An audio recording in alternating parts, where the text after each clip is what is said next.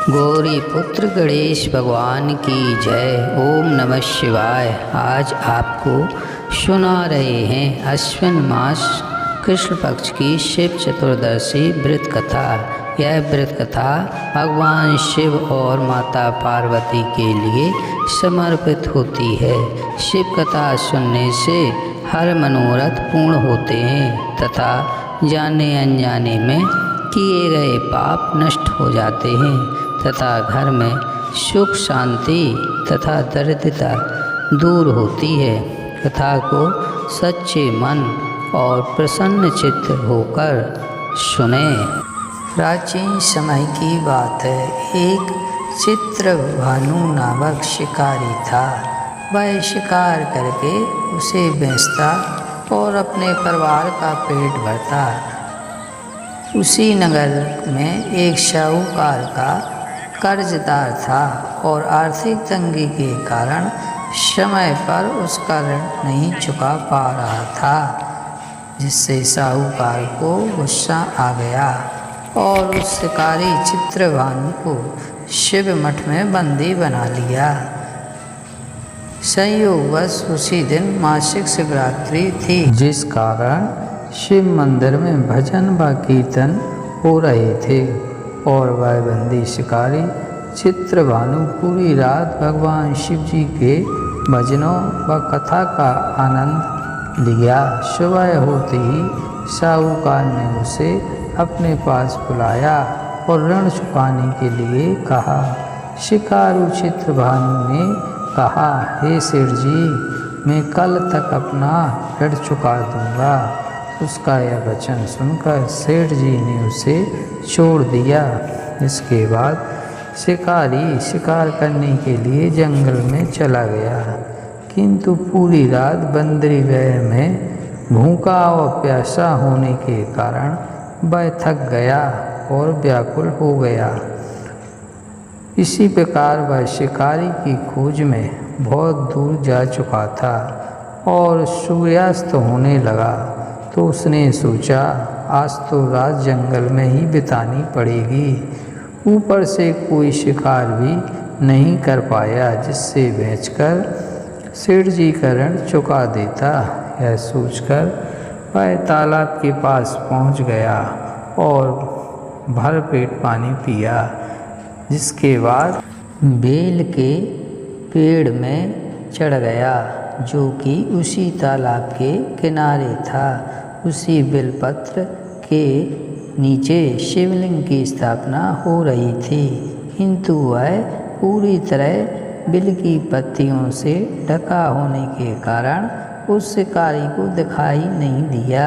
शिकारी चित्रभानु पेड़ में बैठने के लिए बेल की टहनियाँ व पत्ते तोड़कर नीचे गिराता रहा।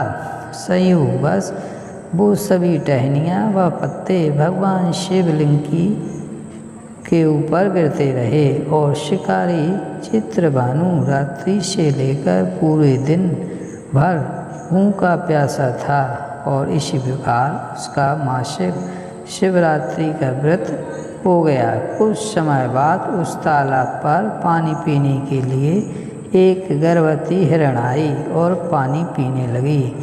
हिरण को देखकर शिकारी चित्रभानु ने अपने धनुष पर तीर चढ़ा लिया और छोड़ने लगा, तो गर्भवती हिरणी बोली, तुम धनुष तीर मत चलाओ, क्योंकि इस समय मैं गर्भवती हूँ और तुम एक साथ दो जीवों की हत्या नहीं कर सकते, परंतु मैं जल्द ही प्रसव करूँगी, जिसके बाद मैं तुम्हारे पास आ जाऊँगी, तब तुम मेरा शिकार कर लेना। उस हिरणी की बात सुनकर चित्रभानु ने अपने धनुष को ढीला कर लिया। इतने में वह हिरणी झाड़ियों में लुप्त हो गई।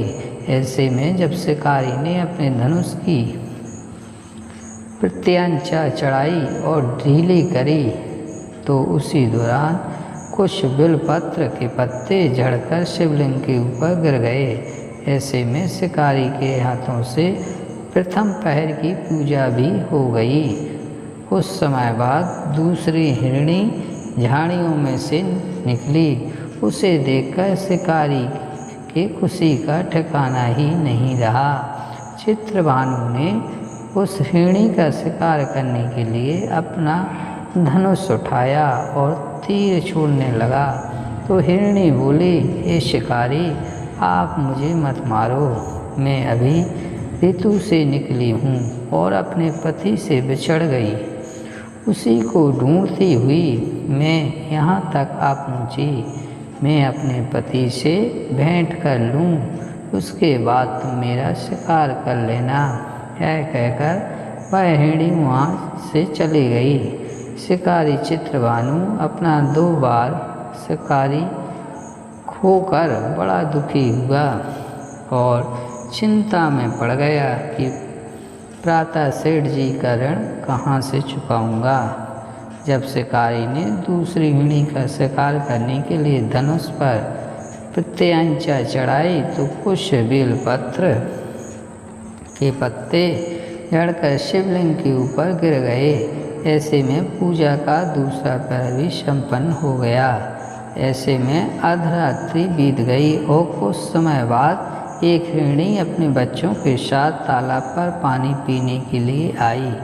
चित्रभानु ने जरा सी देर नहीं की और धनुष पर प्रत्यंचा चढ़ाई और तीर को छोड़ने लगा। इतने में वह हिरणी बोली, हे शिकारी, आप मुझे अभी मत मारो। यदि मैं मर गई तो मेरे बच्चे अनाथ हो जाएंगे। मैं इन बच्चों को इनके पिता के पास छोड़ आऊँ, इसके बाद तुम मेरा शिकार कर लेना। उस हिरणी की बात सुनकर शिकारी चंद्रभानु जोर से हंसने लगा और कहा, सामने आए शिकार को कैसे छोड़ सकता हूँ। मैं इतना भी मूर्ख नहीं हूँ, क्योंकि 2 बार मैंने अपना शिकारी खो दिया है, अब तीसरी बार नहीं। हिरण बोली, जिस प्रकार तुम्हें अपने बच्चों की चिंता सता रही है, उसी प्रकार मुझे अपने बच्चों की चिंता हो रही है।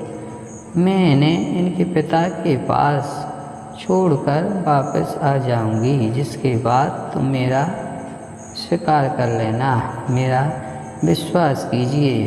शिकारी राज हिरणी की बात सुनकर शिकारी का पर दया आ गई और उसे जाने दिया। ऐसे में शिकारी के हाथों से तीसरे पहर की पूजा भी हो गई। कुछ समय बाद मृग वहाँ पर आया। उसे देखकर चित्रभानु ने अपना तीर धनुष उठाया और उसके शिकार के लिए छोड़ने लगा तो वह मृग बड़ी नम्रतापूर्वक बोला, हे शिकारी, यदि तुमने मेरे 3 पत्नियों और छोटे बच्चों को मार दिया तो मुझे भी मार दो, क्योंकि उनके बिना मेरा इस दुनिया में कोई नहीं।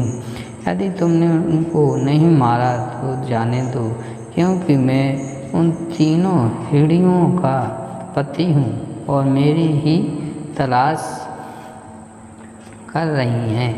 यदि मैं उन्हें नहीं मिला तो वो भी सभी मर जाएंगी। मैं उन सभी से मिलने के बाद तुम्हारे पास आऊँगा, जिसके बाद तुम मेरा शिकार कर सकते हो। उस मृग की बात सुनकर शिकारी को पूरी रात का घटना चक्र समझ आ गया और उसने पूरी बात मृग को बता दी। मेरी 3 पत्नियां जिस प्रकार प्रण करके गई हैं, उसी प्रकार वो वापस आएंगी, क्योंकि वो तीनों अपने वचन की पक्की हैं। और यदि मेरी मृत्यु हो गई तो वे तीनों अपने धर्म का पालन नहीं करेंगी। मैं अपने पूरे परिवार के साथ शीघ्र ही तुम्हारे सामने आ जाऊंगा। कृपा करके अभी मुझे जाने दो। शिकारी चित्रभानु ने उस मृग को भी जाने दिया और इस प्रकार अनजाने में उस शिकारी से भगवान शिव जी की पूजा संपन्न हो गई। इसके बाद शिकारी का हृदय बदल गया और उसके मन में भक्ति की भावना उत्पन्न हो गई।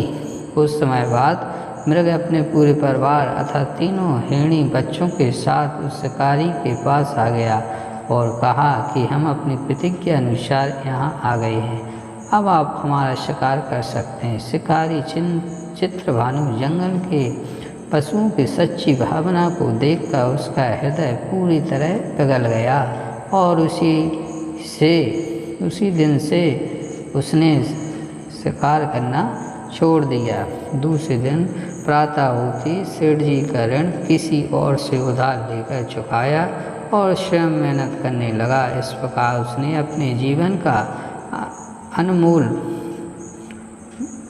बना दिया। जब शिकारी चित्रभानु की मृत्यु हुई तो उसे यमदूत लेने आए, किंतु शिवदूतों ने उन्हें भगा दिया और उसे शिवलोक ले गए। इस प्रकार उसे मोक्ष की प्राप्ति हुई।